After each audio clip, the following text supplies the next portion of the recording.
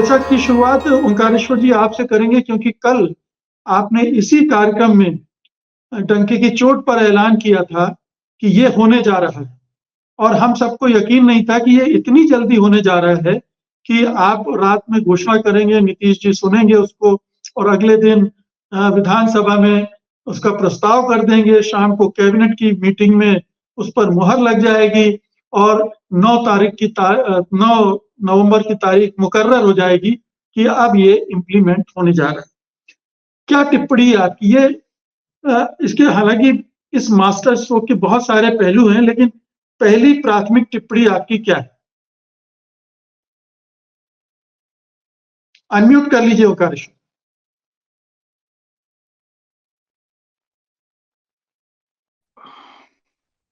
जैसा मैंने कल ही कहा था आपसे कि बिहार सरकार पूरी इसकी तैयारी कर चुकी है। वो हमारे आपके किसी के कहने से कोई तैयारी नहीं करता। वो तैयारी पहले हो चुकी थी और हमारे साथी पत्रकार मित्रों को बिहार में ये पता चल गया था और उन्होंने जितने विश्वास से हमें बताया था, भरोसे के साथ बताया था, उसी भरोसे के साथ मैंने आपको बता दिया कि भई सूत्र हमारे ये कह रहे हैं कि भई आएगा और बिल्कुल तैयारी हो चुकी है। तो ये तो जिस दिन जनगणना की जाति जनगणना की पिछले साल जून में इन्होंने शुरुआत करी थी, तभी इन्होंने मन बना लिया था कि सिर्फ जनगणना तक नहीं या सर्वेक्षण तक हम नहीं रुकेंगे।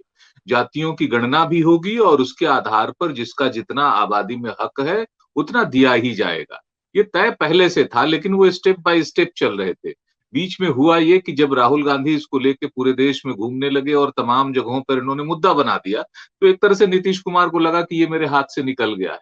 वैसे हम आपको ये भी बता दें कि दरअसल ये योजना नीतीश कुमार की नहीं है, ये दरअसल योजना लालू प्रसाद की है।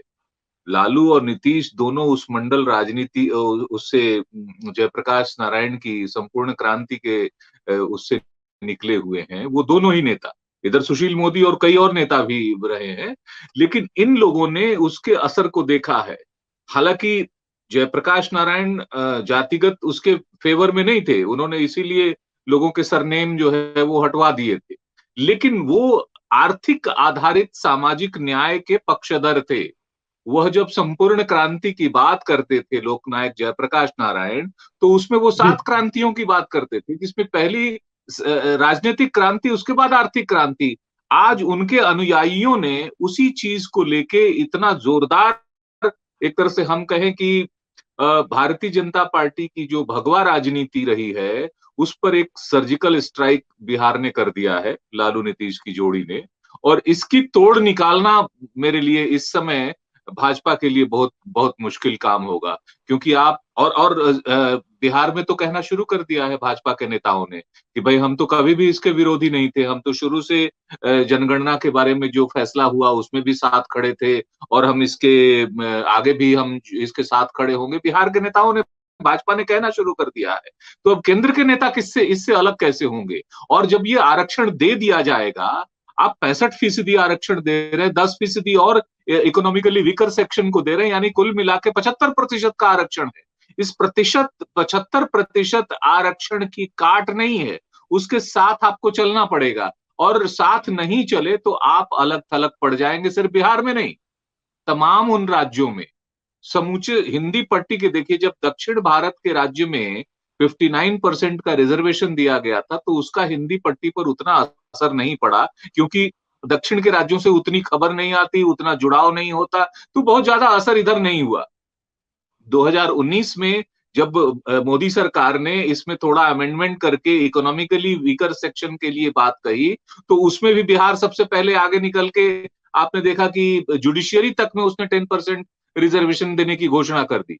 तो ये सबसे, जिस तरह से वो घेर के चल रहा है, इसमें भाजपा मुश्किल में है कि अगर ना कहें तो ये सारे के सारे सारी जातियां नाराज हो जाएंगी, और हाँ कहते हैं, क्योंकि आपको याद होगा 2015 में जिस समय बिहार में चुनाव हो रहे थे, उस समय संघ प्रमुख मोहन भागवत जी का एक स्टेटमेंट सिर्फ इतना भर था कि इस व्यवस्था की समीक्षा की जानी चाहिए। उसका इतना इतना असर पड़ा था कि बिहार में गठबंधन की सरकार राजद और जेडीयू की बन गई। उस समय बीजेपी के साथ नहीं थे ये नीतीश कुमार, बाद में 2017 में फिर वापस आए। तो इसका व्यापक असर पड़ता है, और वो असर सिर्फ बिहार में नहीं, तमाम राज्यों में असर पड़ना स्वाभाविक है। अब बीजेपी को देखना होगा, इसीलिए बीच में अभी अमित शाह गए भी थे तो उन्होंने उसपे तोड़ निकालने की कोशिश की थी कि और जो तोड़ निकालने की कोशिश की, जो स्टेटमेंट है आप गौर से सुनिए, वो कह रहे हैं कि मुसलमानों और यादवों को जानबूझ के बढ़ा चढ़ा कर नीतीश कुमार ने दिखाया है। इस पे हम लोग कल बात कर चुके जी हैं। हाँ।